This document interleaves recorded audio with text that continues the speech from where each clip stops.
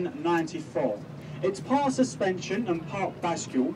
Where the red van is passing over, that's known as the bascule part of the bridge, a French word for seesaw. And each arm weighs over 1,000 tons. It takes about 90 seconds for them to be raised up to allow tall ships in and out of the upper pool of London, which is where we are now. It's very rare, although it still does happen, to see Tower Bridge open. In fact, we see it a couple of hours ago on our journey down the Thames, an old sailing barge. We get to see it once or twice a week if we're lucky. In the olden days, say 100 years ago, even up to 50 years ago, that bridge would have been opening more like 20 or 30 times every single day. So for people who wanted to get across the river without getting wet, they could walk up the towers and walk over them two spans, which stretch in between the two towers.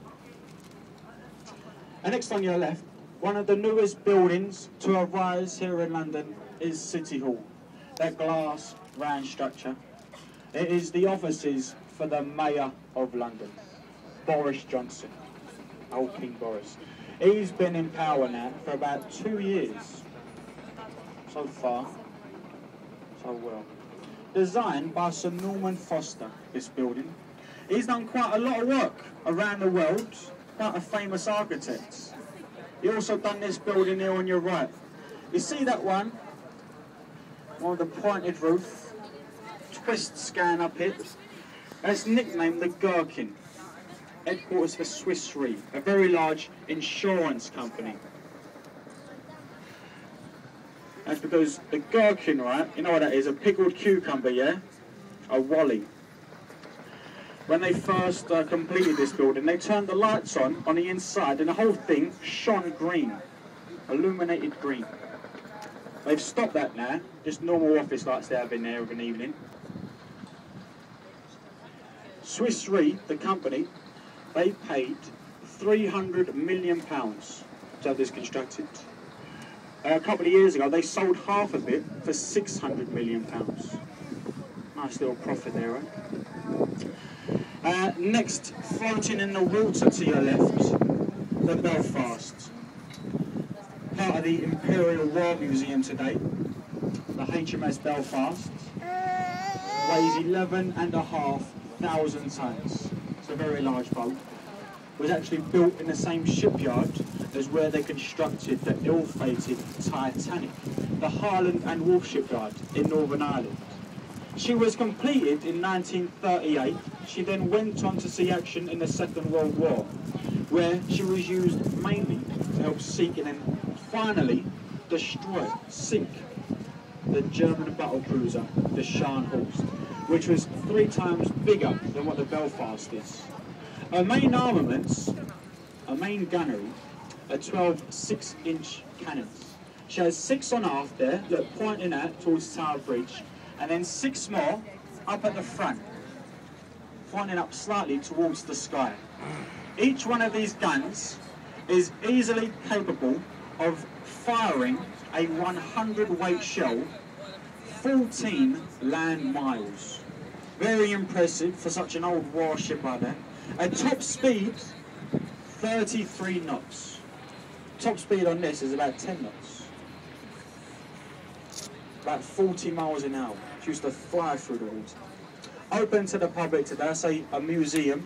There are 9 decks to explore, from the engine rooms, right in the bows of the ship, right up to the top. You can see the people up there. Free as well for anyone under the age of 16. Completely free entry onto the Belfast. Definitely worth a visit, especially for the kids. On your right here, a very impressive building behind the blue railings. This is Walter Guard House. The headquarters, right, the home of Her Majesty's Customs and Excise. You know when you come back from holiday and you've tried to bring back with you too much tobacco or alcohol or anything else you shouldn't have, it's taken off you, transported here, where it's all documented, you know, recorded, and stored for 1 month.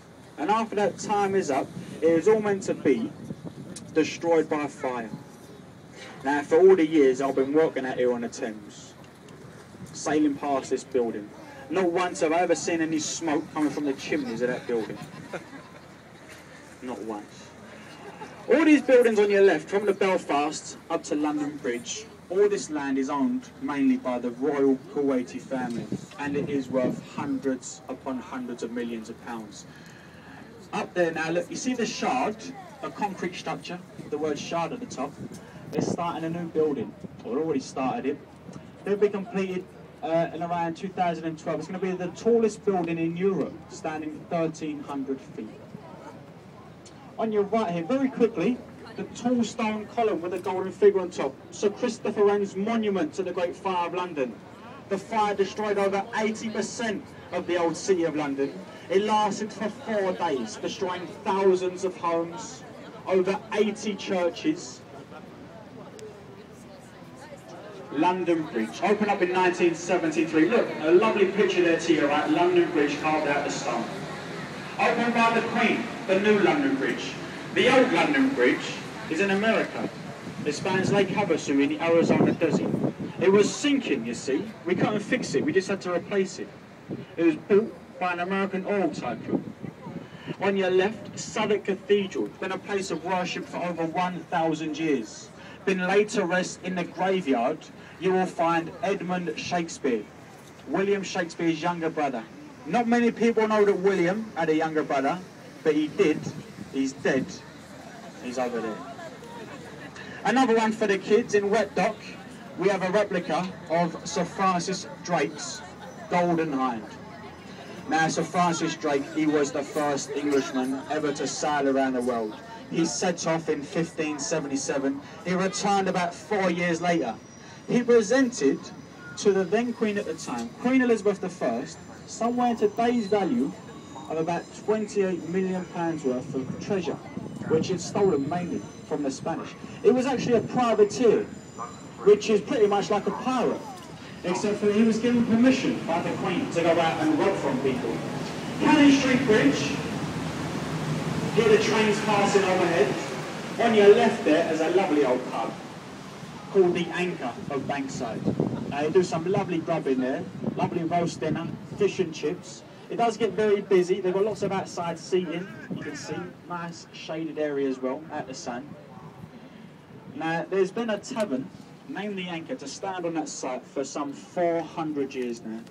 The original was frequented by Dr. Johnson, Samuel Pepys, the diarist, Charles Dickens used to drink in it, along with William Shakespeare. This is Southwark Bridge, and as we go up through Southwark Bridge, over to your left there's a white building, just to the left of the trees. That is a replica of William Shakespeare's Globe Theatre. Now, I just mentioned it, we used to go and drink in that pub, didn't we, the Anchor. Now, this, I say, is a replica of the Globe Theatre. The original stood much closer to the pub years ago.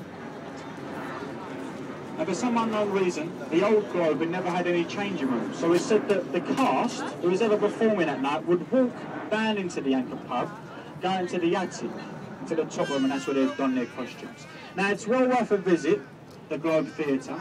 They're always reenacting Shakespeare's plays in there. Hamlet, Macbeth, Romeo and Juliet. Prices start from as little as £5 a ticket. There's no stage lighting, there's no microphones. It's all done in the traditional manner. So well worth a visit, especially for like live performances. Ahead of us is the Millennium Footbridge, the newest bridge to span the tidal Thames.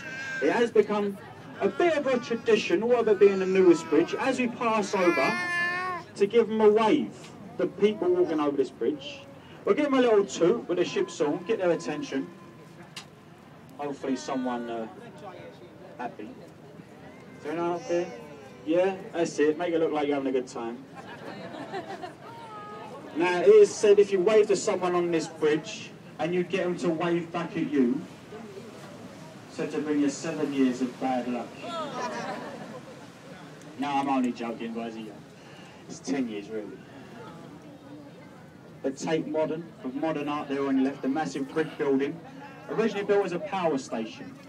It's free to get into, and wonderful things on display in there, an unmade bed, a burnout car, and a light bulb that flashes on and off all day. Brilliant.